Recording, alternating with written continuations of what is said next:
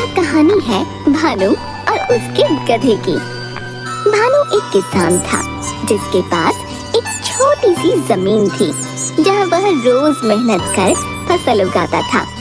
भानु के पास खेती करने के लिए एक गधा था जिसका नाम था चेतक।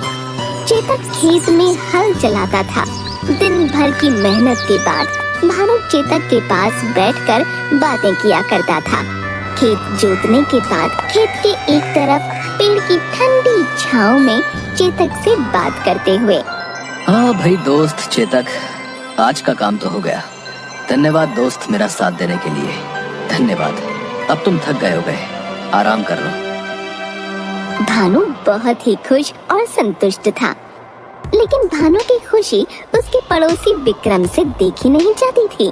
विक्रम वैसे तो बहुत अमीर था, उसका खेत भी बड़ा था और उसके पास खेत जोतने के लिए मशीन भी थी, लेकिन वह हमेशा यही सोचता था कि आखिर ये भानु इतनी छोटी सी जमीन पर खेती करके खुश कैसे रहता है। मेरी जमीन इतनी बड़ी है और मेरा अनाज भी ज्यादा हुआ था, फिर भी उन पैसों से मैं संतुष्ट नहीं हो पाता। शायद ये गधा उसकी खुशी का कारण है। जब देखो गधे से बातें करता रहता है। विक्रम भानु के पास गया। अरे भाई भानु, मुझे एक गधा खरीदना है। लेकिन भाई तुम्हारे पास तो खेत जोतने के लिए मशीन है। वो तो है, लेकिन क्या है कि मशीन से सारा काम नहीं हो रहा, तो सोच रहा हूँ कि एक गधा ही खरीद लूं।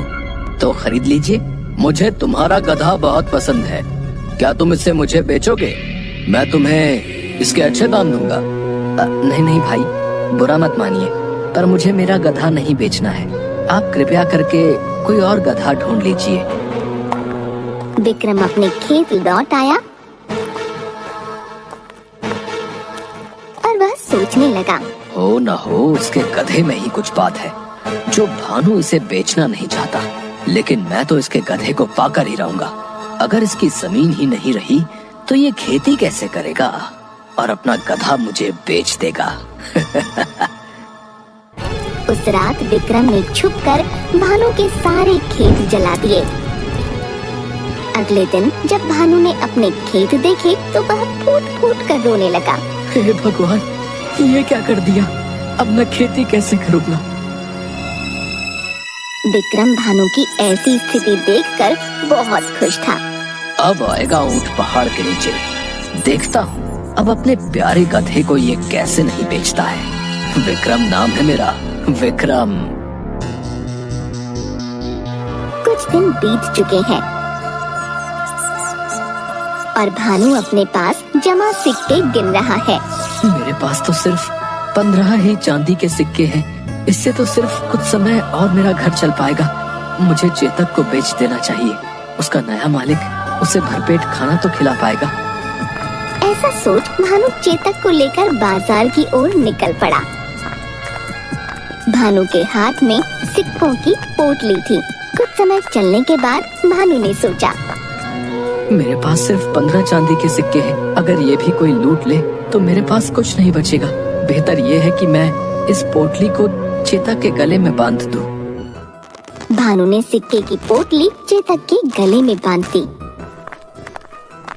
कुछ दूर चलकर भानु एक ढाबे पर रुका। उसने वहाँ कुछ खाने का निर्णय लिया और चेतक को बाहर एक पेड़ से बांध दिया।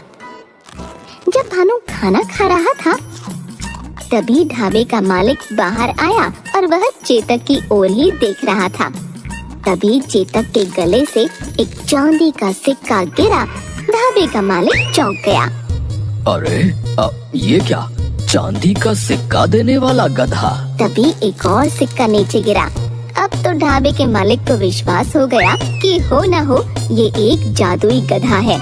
अरे ये जादुई गधा है। शायद इसके बारे में इसके मालिक को नहीं पता। भानु चेतक के पास पहुंचा और चेतक की रस्सी खोलने लगा। तभी ढाबे का मालिक भी वहां आ गया। अब क्या आप ये गधा बेचना चाहते हो? हाँ श्रीमान, बेचना तो है, पर बहुत प्यारा है मुझे ये।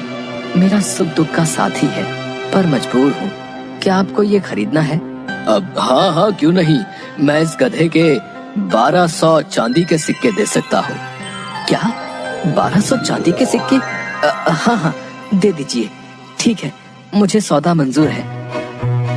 भानु को गधे के बदले 1200 चांदी के सिक्के मिले। सिक्के लेकर भानु मंडी गया और उसने 4 भैंसें खरीदी। भानु बहुत खुश था। वह भैंसें लेकर गांव लौटा। भानु ने भैंसों का तबेला खोल दिया और दूध का व्यवसाय करने लगा। धीरे धीरे भानु अमीर हो गया और उसका पड़ोसी ईर्ष्या के मारे मरा जा रहा था। भानु का गधा उसके लिए जादुई गधा साबित हुआ।